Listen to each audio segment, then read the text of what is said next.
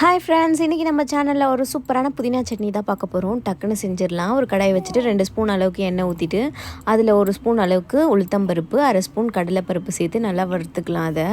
அது வறுபட்டதும் ஒரு சின்ன துண்டு அளவுக்கு இஞ்சி எடுத்துக்கிறேன். அந்த இஞ்சியும் சேர்த்து வறுத்துக்கிறேன்.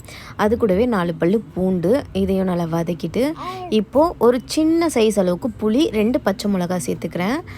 ஸோ காரம் கம்மியாக தான் சேர்த்துக்கிறேன். ஒரு கைப்பிடி அளவுக்கு புதினா, ஒரு பெரிய வெங்காயமும் நான் கட் பண்ணி சேர்த்துருக்கேன். ஸோ அதெல்லாம் நல்லா வதங்கிட்டக்கப்புறம் ஒரு கைப்பிடி அளவுக்கு புதினா இதையும் சேர்த்து நல்லா வதக்கிக்கலாம். வதக்கி இதை நல்லா ஆற வச்சு மிக்ஸி ஜாரில் போட்டு அரைச்சி கொண்டு வந்துடலாம். இப்போ நான் அரைச்சி எடுத்துகிட்டு வந்துட்டேன். இப்போ இதுக்கு ஒரு சின்ன தாளிப்பு கொடுத்துக்கலாம். ஒரு 1/2 ஸ்பூன் எண்ணெய் ஊற்றிட்டு கொஞ்சம் கடுகு, 2 காஞ்ச மிளகாய் கிள்ளி போட்டுட்டு 2 கருவேப்பிலையும் போட்டுக்கலாம். இப்போ இந்த தாளிப்பை நம்ம புதினா சட்னியில் சேர்த்து சூடான இட்லி கூட வச்சு சாப்பிட்லாம். ரொம்ப என்னோடய ஃபேவரட்டும் கூட இது. பாய்.